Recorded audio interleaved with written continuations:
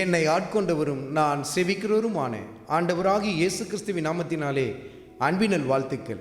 கிறிஸ்து இயேசுவுக்குள் மிகவும் பிரியமான அன்பு சகோதர சகோதரிகளே, நீதிமொழிகளின் புத்தகத்தில் 19வது அதிகாரத்தில் 14வது வசனத்தில், வீடும் ஆஸ்தியும் பிதாக்கள் வைக்கும் சுதந்திரம், புத்தியுள்ள மனைவியோ கர்த்தர் அருளும் ஈவு. அருமையான பெற்றோர்களே, கர்த்தருடைய ஆவியானவர் உங்களோடு கூட இடைபடுகிறார். உங்கள் பிள்ளைகளுக்கு நீங்கள் சொத்துக்களையும் சுதந்திரங்களையும் சேர்த்து வைக்கலாம். கோடி கோடியாக சொத்துக்களை குவித்து வைக்கலாம்.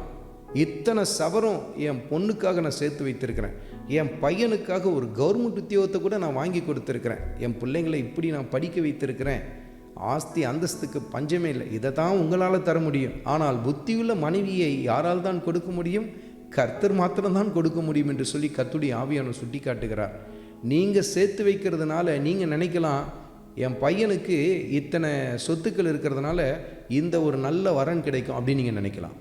அல்லது பெண் பிள்ளையை பெற்ற பெற்றோர்கள் சொல்லலாம், என் பிள்ளைக்கு நான் இத்தனை சவரம் போடுறதுக்கு ரெடியாக இருக்கிறேன், அதனால் ஒரு நல்ல வரன் கண்டிப்பாக என் பெண்ணுக்கு கிடைத்திடும் அப்படின்னு நீங்கள் நினைக்கலாம்.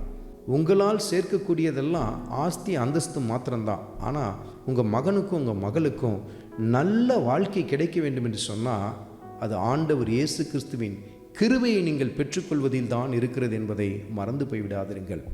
ஆஸ்தி அந்தஸ்தை சேர்ப்பதை விட்டுவிட்டு தேவ கிருபையை உங்கள் வாழ்க்கையில் சேர்த்து வைக்க ஆரம்பியுங்கள் என்று சொல்லி கர்த்தருடைய ஆவியானவர் சுட்டி காட்டுகிறார். பாருங்கள், அருமையான மகனே, அருமையான மகளே, இன்றைக்கு சொத்துக்களையும் சுதந்திரங்களையும் சேர்த்து வைப்பதற்கு அவ்வளவு குறியாயிருக்கிற பல பேர் ஆண்டவரிடத்தில் கிருபையும் இரக்கத்தையும் பெற்றுக்கொள்ள தவறி போய்விடுகிறார்கள். பாருங்கள், ஏனென்றால் தேவ சன்னிதானத்தை தேடுவதற்கு அவர்களுக்கு நேரம் இல்லை.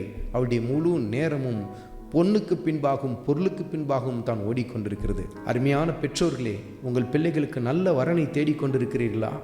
ஆண்டவருடைய சமூகத்தை தேடுங்கள் என்று சொல்லி கர்த்தருடைய ஆவியானவர் சுட்டி காட்டுகிறார். அவருடைய சன்னிதானத்தை தேட ஆரம்பியுங்கள். உங்கள் பிள்ளைகளுக்கு கர்த்தர் நல்ல வாழ்க்கையை ஏற்படுத்தி தர ஆரம்பிப்பார். ஒருவேளை உங்கள் பிள்ளைகளுக்கு நல்ல ஒரு வாழ்க்கையை ஏற்படுத்தி தந்தோம் என்று சொல்லி நீங்கள் நினைத்துவிட்டு இப்பொழுது கண்ணீர் வடித்து கொண்டிருக்கிறீர்களா? நல்ல பொண்ணை தான் தேடி கட்டினேன், ஆனால் அவ்வளோ என் பையனை இப்படி இம்சப்படுத்துகிறாளே, நல்ல பையன் சொல்லி தான் என் பொண்ணுக்கு இவனை கட்டி கொடுத்தான், ஆனால் அவனும் என் பிள்ளை எப்படி சித்திரவதை பண்ணுகிறானே என்று சொல்லி கண்ணீர் வடித்து கொண்டிருக்கிறீர்களா? ஆண்டுடைய சமூகத்தை தேட ஆரம்பிங்க. கர்த்தர் அவருடைய வாழ்க்கையும் சீர்படுத்த ஆரம்பிப்பார். சமாதான கர்த்தர் உங்கள் குடும்பத்தையும் உங்கள் பிள்ளைகளுடைய குடும்பத்தையும் ஆளுகை செய்வதை நீங்கள் பார்க்க முடியும். பாருங்கள், ஆண்டவர் இயேசு கிறிஸ்துவின் சமூகத்தை தேட ஆரம்பியுங்கள். கர்த்தர் உங்கள் வாழ்க்கையிலே மகிமைப்படுவார்.